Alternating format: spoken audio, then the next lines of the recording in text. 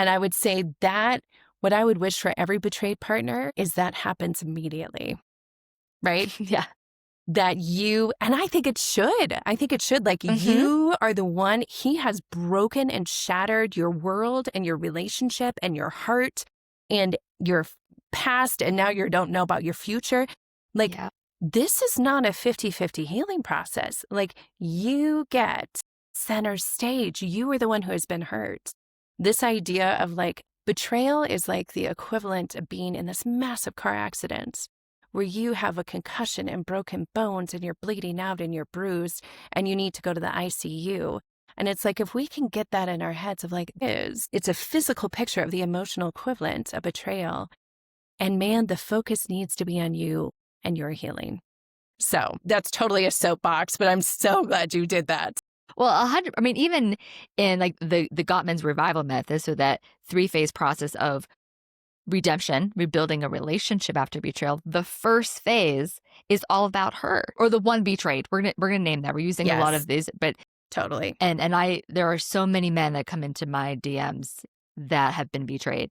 So the one that's betrayed, they are the focus. That it's understanding their pain, creating safety for them. It's what do you need?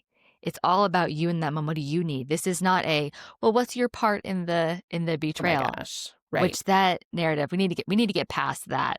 Like, so anyone listening, if your therapist is running that narrative, red flag. We'll say that, red flag. Yeah. But yeah, it's 100%. Crisis mode, you tend to be most injured. And that is the one betrayed. Absolutely. So you've worked with, over the years, hundreds of women. What's a shift that you've seen again and again that truly helps people come alive again, that they step into that main character role of adventure and bravery, even though it feels impossible and hopeless? Man, I think that's a process. I think it's such a process. Something I tell my clients early on, though, we talk about this. This is one of the ways that women, you're right, it's not just women, 100%. It's just my audience happens to be women.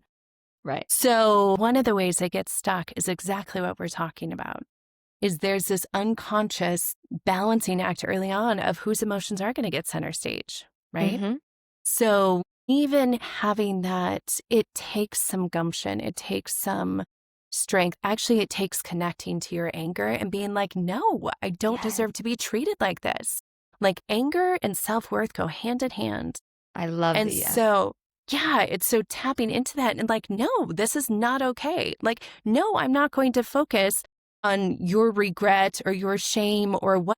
Like, that's for you to deal with. That's legit. You need to deal with that. I'm not going to I'm not your therapist. I am the one that was hurt. So I need to stay in my shoes and focus on my pain. And really, you should actually be focusing on my pain as well. Because ironically, all ships rise when he does that, right? Yes. Where if we as betrayed partners start focusing on them, all healing stops. Your healing stops. His healing stops because that's not what he needs to be doing in his healing process, and the relationship healing stops.